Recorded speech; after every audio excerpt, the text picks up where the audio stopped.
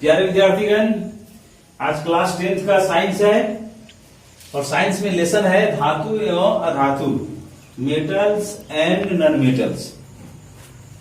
और आज हम लोगों को पढ़ना है इसमें धातु एवं अधातु के भौतिक गुण धर्म का अपवाद। भौतिक गुण धर्म पढ़ना है किसका?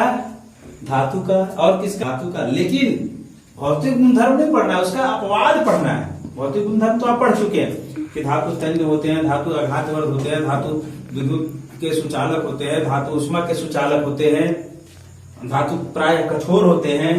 ये सारी बात को आप पढ़ चुके हैं। और अधातु में जस्ट इसका अपोजिट जवाब देना है, निगेटिव जवाब देना है। अधातु तन्य नहीं होते हैं, अधातु आघातवर्ध नहीं होते हैं, अधातु धावनिक नहीं होते हैं, अधातु विद्युत के सुचालक नहीं होते हैं, अधातु उष्मा के सुचालक नहीं होते हैं, अधातु ठोस नहीं होते हैं। ये सारी बात को आप पढ़ चुके हैं। लेकिन यहाँ पे अपवाद है।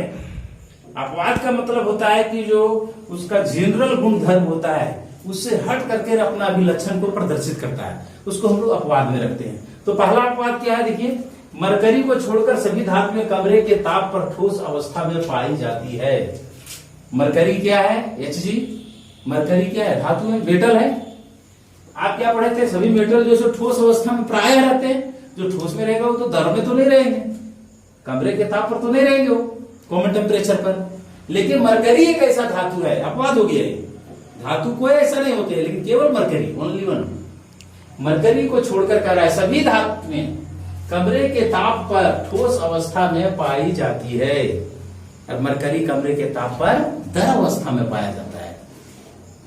क्वेश्चन अगर पूछा जाएगा कौन ऐसा धातु है जो कमरे के ताप पर द्रव अवस्था में पाया जाता है, क्या रहता है? तो मरकरी हो जाएगा। अपवाद है। दूसरा अपवाद है गैलियम एवं सीजियम। दो ऐसे धातु हैं, गैलियम और सीजियम धातु हैं जिसका गलनांक बहुत कम होता है। गलनांक बहुत कम होता है, बहुत कम टेम्परेचर पर ही द्रवित हो जाते हैं।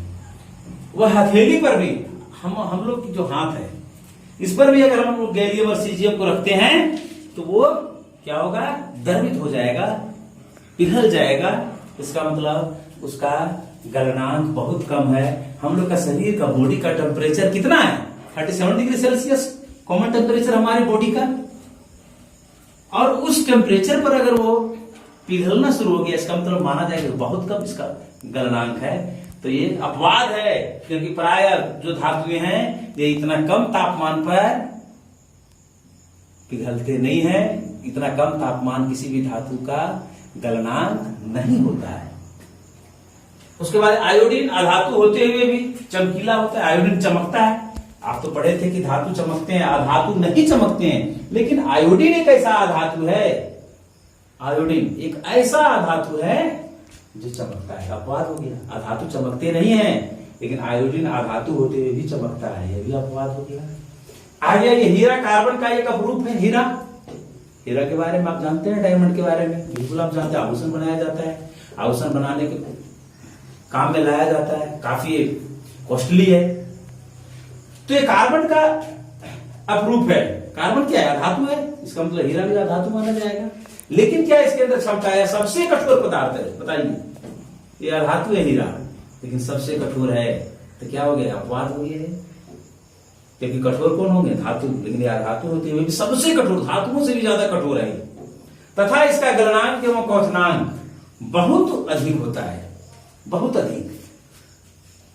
बताइए, धातु का गलनांक और क्वथनांक बहुत कम है, लेकिन हीरा कार्बन का एक अपरूप है। और कार्बन क्या है? धातु है। हीरा भी अधातु हो गया। इसका यह सबसे कठोर पदार्थ है। प्रकृति में पाए जाने वाला सबसे कठोर पदार्थ यही है, हीरा। क्वेश्चन भी कभी कभी बनाता है, प्रकृति में पाए जाने सबसे कठोर पदार्थ कौन सा? हीरा है। और इसका गलनांक और क्वथनांक भी क्या है? बहुत अधिक है, जबकि यह अधातु है। उसके बाद है कार्बन का एक अन्य अपरूप ग्रेफाइट। कार्बन का ये भी एक अपरूप है, ग्रेफाइट। ये विद्युत का सुचालक होता है। ये तो अधातु है। अधातु तो विद्युत का सुचालन करते नहीं है, लेकिन कार्बन का एक अपरूप है ग्रेफाइट, जो विद्युत का सुचालन करता है। आगे क्षारीय धातु। क्षारीय धातु में कौन कौन आते हैं? लिथियम हो गया, सोडियम हो गया, पोटेशियम हो गया, ये सब है। लिथियम, सोडियम, पोटेशियम इतने मुलायम होती है, बहुत मुलायम, कि आप इनको चाकू से आसानी से काट सकते हैं। आसानी से चाकू से इनको काट सकते, अलग कर सकते हैं। जबकि आपको लोहा हम दे दें, लोहा धातु है, सोना धातु है, चांदी धातु है, तांबा धातु है, एल्युमिनियम धातु है, जिंक धातु है, आसानी से आप नहीं काट सकते हैं। लेकिन ये तीन कौन कौन, लिथियम, सोडियम, पोटेशियम, आसानी से चाकू से काट के अलग कर देंगे। यह अपवाद हो गया। और क्या, कराइट का घनत्व तथा गलनांक कम होता है, घनत्व भी इसका कम होता है दूसरे की अपेक्षा, और गलनांक भी बहुत कम है अन्य धातुओं की अपेक्षा, इसलिए ये सब अपवाद के अंतर्गत आते हैं। सामान्य गुण से हट करके, धातु और अधातु का जो सामान्य गुण है, जो कॉमन कैरेक्टर है इसका, उससे हट करके अपना अभिलक्षण को प्रदर्शित करता है, इसलिए इसको हम लोग अपवाद समझते हैं। और ये बहुत इंपॉर्टेंट है आपके एग्जाम के लिए ही नहीं, बल्कि अगर इसे आप कंप्लीट कर लेते हैं अच्छी तरीका से, तो आपका जीके का एक पार्ट भी कंप्लीट हो जाएगा। जीके में यही सब सारे क्वेश्चन को उठाया जाता है, जहां पे लोग भटक जाते हैं और सही आंसर का चयन नहीं कर पाते हैं। अगर आप की तैयारी अच्छी तरीके से कर लेते हैं, तो दोनों साइड आपको फायदा है। इसके बाद हम लोग नेक्स्ट डे फिर आगे बढ़ाएंगे। धन्यवाद।